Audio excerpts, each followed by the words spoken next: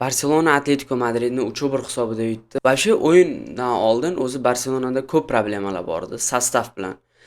Masalan, Ronald Araujo o'sha Chelseadan parod qilgandan keyin travma oldim deydimi endi, mentalniy problemalar bor ekan.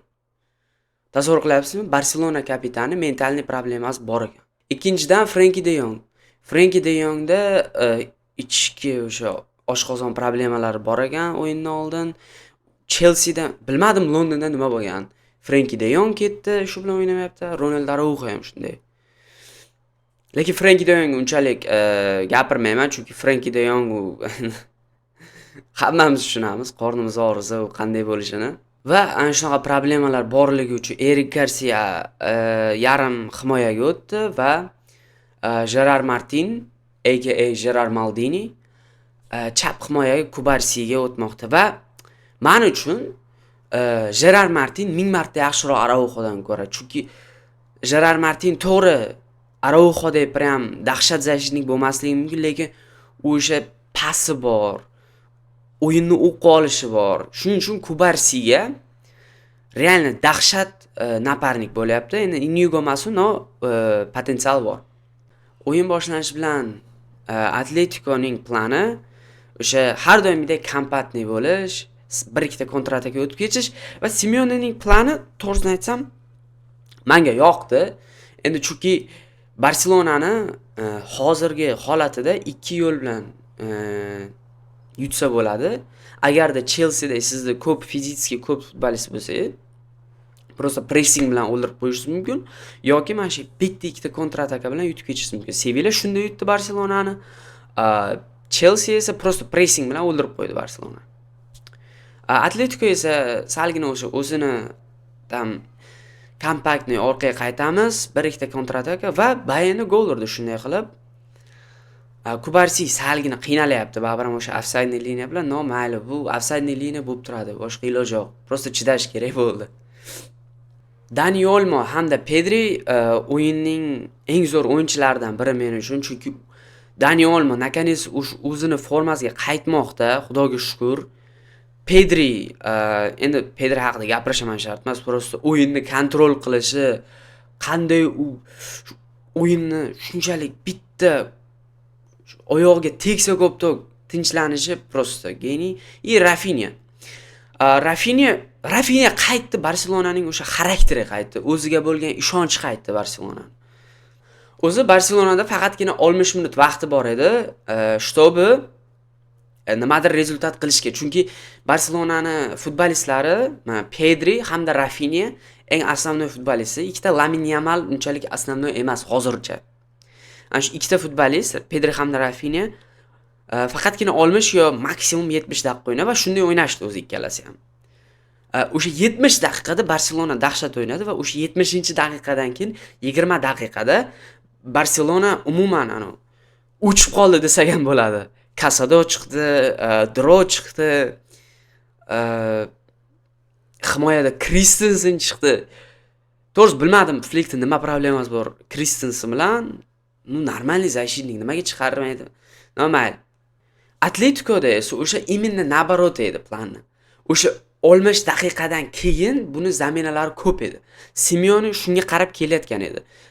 Griezmann, Sörloth, yana Almeida degan futbolist ham bor. Xullas Atleticoning zaminadan futbolistlari juda ham kuchli edi va nimadir qilsa bo'lardi. No, xudoga shukr, Barselona o'sha imенно 70-daqiqadagi Rafinha hamda Pedrining o'sha kuchlari bilan rezultat qilib qo'ygandi va oxirgi 20 minut просто chidash kerak edi, himoya qilib chidash kerak edi, bo'ldi. Va oxirgi daqiqalarda Barselona 3-1 qildi. Rashford chiqdi o'sha tezligi bilan. Balde nakoniec shu men Baldeni unchalik yomon ko'rmayman. Lekin просто Baldeni men qanday tushunmaymanki, shu har doim onasining fint qiladi-da, pas qilish bilmaydi, nima qilishni bilmaydi. Men aldaydi. Oxir ya'ni finalniy tretga boradi, o'sha pas beradigan joyiga yo tepish kerak, yo pas berish kerak. Yo orqaga berish. Balde bilmaydi. Aldaydi. Yo pas berib qo'yadi. G'alati pas berib qo'yadi, u pasni hech kim olmaydi. U Luke de Jong bo'lsa ham g'olanmasdi, u Podolski bo'lsa ham Lewandowskini 3 ta Lewandowski tepasiga qo'ysa ham g'olanmaydigan pas qiladi.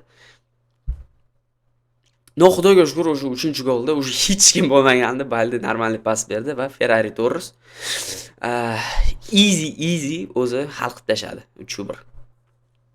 Joan Garsiyaning uverennesti shunchalik Barselonaga yordam beradi. Men Ter Stegen bilan oxirgi vaqtlarda ko'rmayotgandim o'sha narsani. O'sha именно vratar uverenni o'ziga. Vratar ishonadi. Komanda ham unga ishonadi. Bir necha marta chiqib o'sha hal qilib tashadi Joan Garsiya. Realni dahshatli va 25 million eng qizig'i. 25 million. Va oxiri Barselona наконец-то top komandani ustidan g'alaba qozondi va men rostdan xursandman, chunki Barselona PSG ga qarshi, Chelsea ga qarshi, Real ga qarshi umuman bir PSG ga qarshi mayli, tam sredniy o'ynagandi. Lekin именно Atletico ga qarshi Barselona dahshat o'ynadi va xudoga shukr, наконец-то. Именно oldingi gapim Rafinha qaytsa Barselonaning xarakteri qaytadi. Barselona yuragi qaytadi. Ammo bitta shuncha pozitsiya bo'lsa ham bitta yomon xabar bor. Dani Olmo yelkasini chiqarib yordi, gol uraman deb. Endi bilmadim to'g'risi qanchaga ketadi, chunki bu travma shunchalikki mana 2 haftaga ketishi mumkin, 2-3 oyga ketishi mumkin. Hech kim bilmaydi. Kстати, Telegramga podpiska qilib yuboringlar iltimos.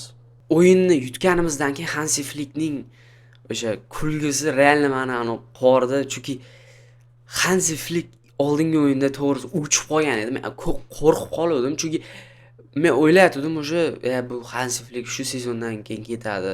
O'zi ketsa ham kerak, baribir ham qandaydir o'sha Xavidek ketkisini xohlamayotgandim, chunki Xavi juda ham bir yomon notada ketgandi-da. Hansi Flick shuncha o'yinchilar bilan, aziz Casado, Dro, Gerard Martin, Christensen, Erik Garcia shu futbolistlar bilan Barselona g'alaba qozondi. Atletico ustidan. Va shu o'yin bilan Barselona 4 ochkoga o'tib ketmoqda Real Madriddan. Endi ko'ramiz Real Madrid bugun nima qiladi Atletik bilan. Atletik ham anaqa juda ham yaxshi sopernik. Imенно Real uchun, Barsa Real uchun Atletik Bilbao xavfli sopernik, prям qiynatadi. Birinchi o'rinda Barselona, пока что ikkinchi o'rinda Real, uchinchi o'rinda Atletico. Biz o'tib ketmoqdamiz Atleticodan 6 ochkoga. Eng qizig'i 4-o'rinda Villarreal yuribdi. Qayerdandir nimadirlar qilib hech kim gapirmayapti lekin Villarreal haqida, lekin Villarreal yana sekingina kelmoqda. Bu ani Greniga o'xshab kelmoqda hammani orqasidan. Shu o'yin bilan Barselona men uchun bitta narsani dokazat qildi. Barselonada o'sha oldingi yil xarakteri bor. Chunki nima desangiz deng, lekin Casado, Dro, Christensen bilan Erik Garcia bilan oxirgi daqiqalar Atletico o'ynash oson emas. Lekin bunday to'g'risini aytib qo'ysak, Gerard Maldini'ni o'zi hal qilib tashadi o'yinni, chunki Gerard Maldini Sörlotni ham yeb tashadi, boshqasini ham yeb tashadi, Griezmannni ham. Kстати, Griezmann bitta zo'r moment, ikkita zo'r moment Barselona uchun o'ynadi Griezmann bugun. Rahmat kattakon Grizi, faqatgina yurakdasan. Shunaqa gaplar, endi ko'ramiz keyingi o'yinda nimalar bo'lar ekan. Yoqqan bo'lsa videoga like bosing va podpiska bosing va keyingi o'yingacha